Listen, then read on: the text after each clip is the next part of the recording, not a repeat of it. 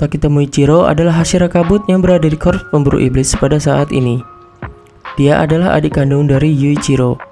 Dikisahkan mereka lahir dan tumbuh besar dari keluarga miskin penebang kayu. Muichiro juga mempunyai garis keturunan dari Michikatsu Sugikuni atau Kokushibo, iblis bulan atas pertama. Ketika mereka berumur 10 tahun, ibu mereka terserang sebuah penyakit parah yang menyebabkannya meninggal dunia.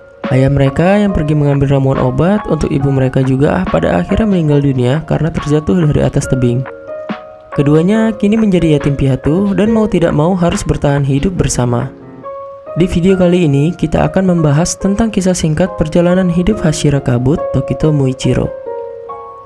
Sebelum kita lanjut ke videonya, ada baiknya kalian subscribe dan nyalakan tombol notifikasinya agar kalian tidak ketinggalan video terbaru dari kami.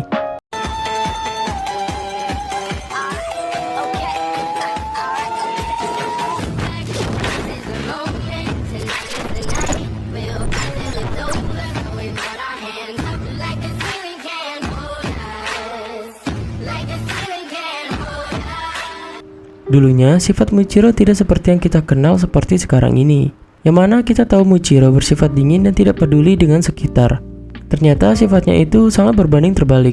Di masa lalunya, Muichiro bersifat emosional dan baik hati seperti ayahnya, namun tidak dengan kakaknya, Yuichiro. Dia malah memiliki pandangan hidup yang dingin dan tanpa ekspresi. Pada musim semi, istri dari Kagaya Ubayashiki, yaitu Amane Ubayashiki, datang ke rumah mereka untuk merekrut mereka berdua menjadi anggota korps pemburu iblis. Tapi tawaran itu ditolak mentah-mentah oleh Yuichiro dengan perkataan kasar dan kemudian mengusirnya. Dalam sebuah pernyataannya, Yuichiro mengungkapkan bahwa dia menyalahkan kematian orang tua mereka yang memiliki sifat pekerja keras dan tidak mementingkan diri sendiri. Dan hal itulah yang membuat Yuichiro bersikap sangat dingin kepada orang lain. Dia berharap bahwa hal itu akan membuat dirinya dan saudaranya tetap hidup. Waktu pun berlalu, pada musim panas berikutnya ketika mereka berusia 11 tahun, sesosok iblis tiba-tiba mendatangi mereka pada malam hari dan menyerang mereka. Akibatnya Yuichiro kehilangan lengan kirinya saat mencoba melindungi Muichiro. Saat iblis itu mendesak mereka, Muichiro mengamuk dan menyerang iblis itu dengan semua alat yang mereka miliki sampai matahari terbit. Saat matahari sudah terbit, iblis itu pun mati menjadi abu dan Muichiro pergi kembali ke rumahnya. Di sana dia melihat Yuichiro yang hampir mati sedang berdoa agar saudaranya selamat. Muichiro kemudian berbaring di samping Yuichiro dan menggenggam tangan Yuichiro di saat-saat terakhirnya. Amane bersama putrinya kemudian datang untuk menyembuhkan Muichiro yang terluka parah.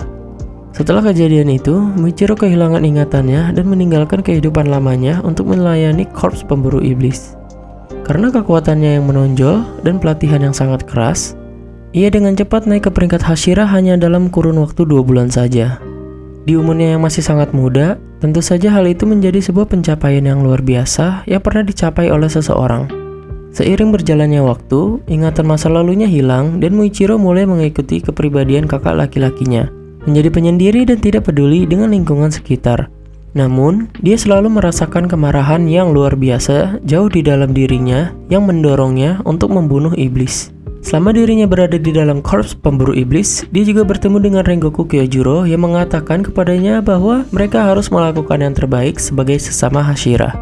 Selain itu, Muichiro berkenalan dengan mantan pembuat pedangnya yaitu Tetsuido yang menyatakan pengertian dan empatinya terhadap Muichiro. Di animenya, kita diperkenalkan oleh Muichiro setelah Tanjiro dibawa ke hadapan para Hashira untuk diinterogasi karena membawa adiknya yang berubah menjadi iblis. Muichiro hadir dan kemudian diperkenalkan sebagai Hashira kabut. Selama beberapa pertemuan pertama mereka, Tanjiro dan Muichiro mempunyai hubungan yang bisa dibilang tidak begitu baik. Muichiro pernah menegur Tanjiro dengan menjentikan batu ke kepalanya setelah mengganggu pidato dari Kagaya Ubayashiki. Kemudian kisahnya Muichiro berlanjut saat sedang berada di desa penempa pedang.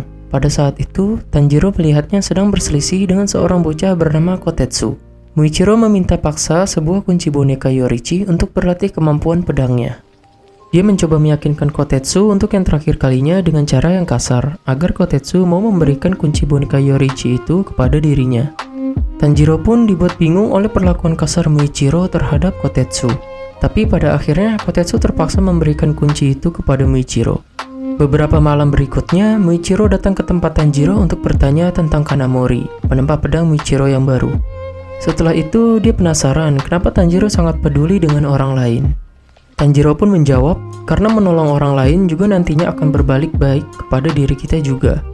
Setelah mendengar nasihat Tanjiro itu, dia teringat perkataan ayahnya yang sama seperti yang Tanjiro bilang. Muichiro pun cukup terpengaruh untuk mengubah pola pikirnya. Itu terbukti ketika Muichiro menyelamatkan Kotetsu dan Kanamori dari serangan Gyoko di desa penempa pedang. Dia juga mendapatkan kutukan tanda pemburu iblisnya saat sedang melawan Gyoko. Setelah Muichiro mengalahkan Gyoko, dia berhasil mendapatkan ingatannya kembali yang hilang. Muichiro dan Tanjiro kini menjadi teman baik. Muichiro menunjukkan senyumnya yang telah lama hilang kepada Tanjiro ketika mereka berlatih bersama selama sesi latihan Hashira. Setelah sesi latihan, Muichiro dan para Hashira lain mendapat kabar bahwa Kagaya Ubayashiki sedang diserang oleh Muzan. Muichiro dan para Hashira pun segera bergegas pergi ke kediaman Oyakata Sama. Tetapi usaha mereka sia-sia karena Oyakata Sama telah terbunuh akibat meledakan dirinya untuk melukai Muzan. Di saat Muichiro dan para Hashira ingin memojokkan Muzan dengan cepat mengeluarkan jurus iblisnya menciptakan sebuah kastil infinity yang membuat para Hashira harus terpisah satu sama lain. Di dalam kastil infinity, Gyome memberitahu Muichiro kalau Oyakata Sama sudah tewas. Mendengar kabar itu membuat Muichiro sangat sedih dan bersumpah akan mengalahkan Muzan. Tetapi saat sedang berlari, Muichiro terdorong jatuh dan bertemu dengan Kokushibo. Dengan terpaksa Muichiro harus berhadapan satu lawan satu dengan Kokushibo. Akibat dari pertarungan itu, Muichiro harus kehilangan satu tangannya dan menerima luka tusuk oleh Kokushibo. Tidak lama kemudian, Sanemi datang disusul dengan Gyomei. Muichiro lalu segera melepaskan pedang yang tertancap pada tubuhnya sambil menutupi lukanya dengan kain. Dia lalu berlari ke arah Sanemi untuk menyelamatkannya dari serangan Kokushibo. Setelah itu, dia terus saja berlari hingga serangannya berhasil mengenai tubuh Kokushibo. Tapi sayangnya sebelum berhasil membunuh Kokushibo, Muichiro harus tewas terlebih dahulu karena serangan brutal yang dilancarkan oleh iblis bulan atas itu. Pertarungan tersebut sekaligus menjadi momen terakhir perjalanan hidup Muichiro. Itu dia kisah singkat perjalanan hidup sang pilar kabut Tokito Muichiro. Terima kasih telah menonton video ini. Jangan lupa subscribe, like, dan share ke teman-teman kalian. Jangan lupa juga komen pendapat kalian tentang video kali ini. Sekian dan sampai jumpa di video-video berikutnya. Bye-bye.